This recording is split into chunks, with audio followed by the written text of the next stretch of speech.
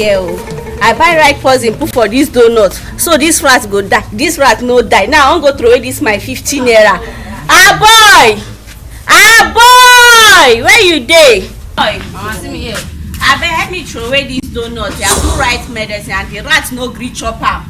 No chop am o. I know the way when I dey give they give na something I go dey put am for man wom. No chop am. Okay. Na I put rat medicine o throw away am. For the last 5 years, I don't do this babalawo work. Ha!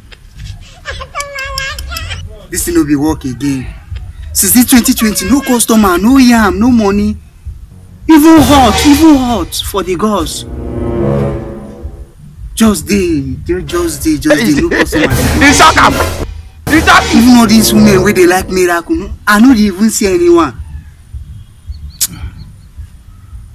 As I did this road like this, now anything we pass now, my mama must show up. Now that man they walk, now man they chop. Yes. There you go. I dey talk to you, they do like that and done you. Sorry. You want my turn to watch?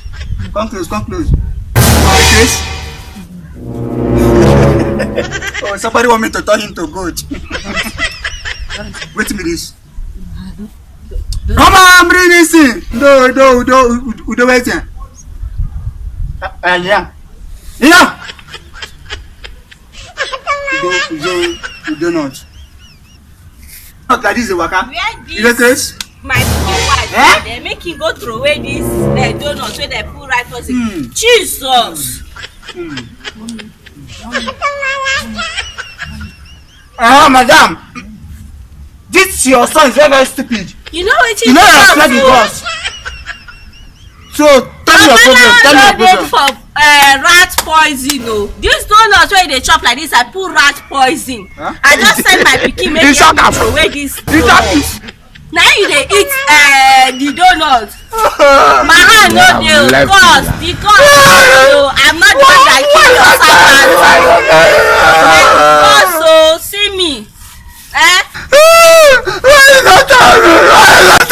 My pikin, you know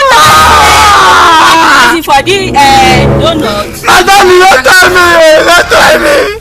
Why you be bad? My pikin, why you not tell her?